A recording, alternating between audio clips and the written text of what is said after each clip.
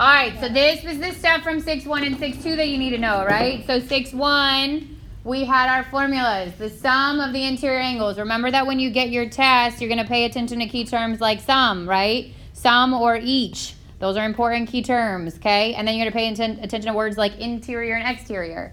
So sum of the interior is n minus 2 times 180. Number 2 says each interior. So now we're talking about the sum of those interiors divided by the number of sides. N minus 2 times 180 over n.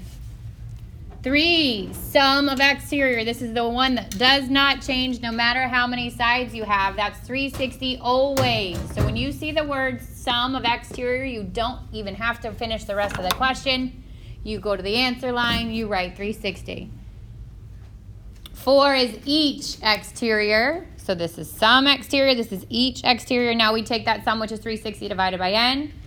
And then 5 is the 5 properties of a parallelogram. This came from 6-2.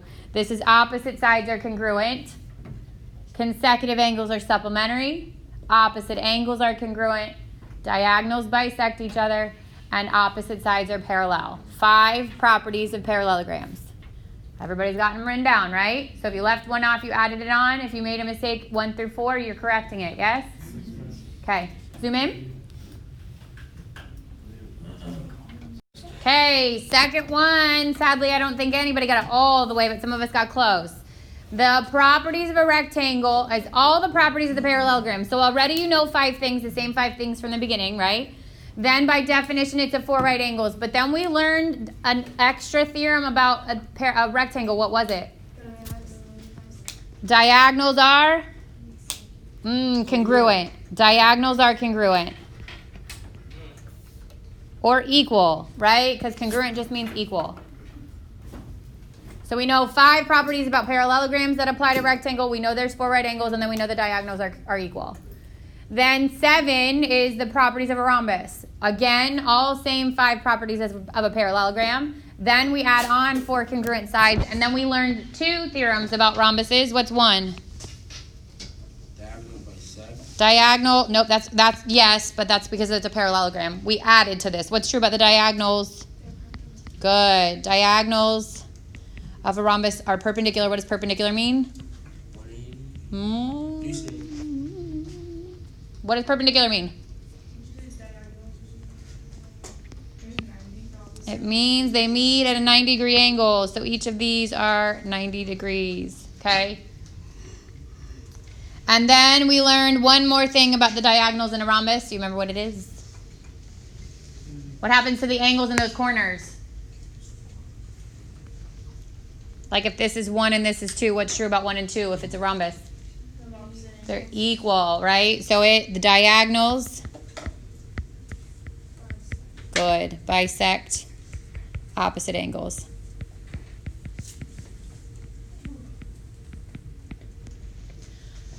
And then you had a square. So the square has all the properties of the parallelogram, all the properties of a rectangle, 4 right angles and diagonals are equal.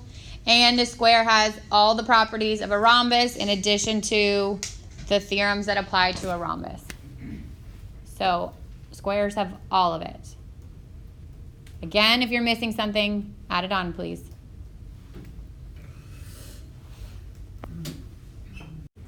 Okay, this is our rhombus.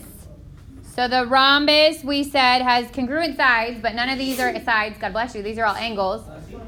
We said that where they meet would be perpendicular. The diagonals are perpendicular, so all of these are right angles, which makes 4 90 degrees.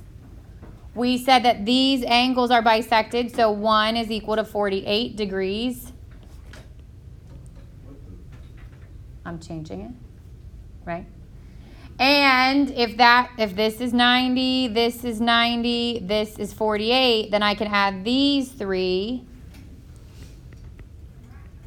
which is what a lot of you did, got the 138, but then you got to subtract it from 180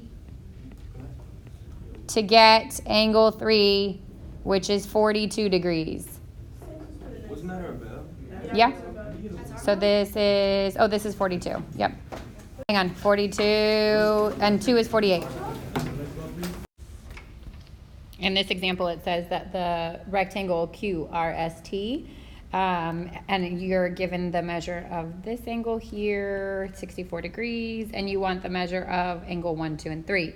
So we know that in a rectangle, all the angles are 90 degrees.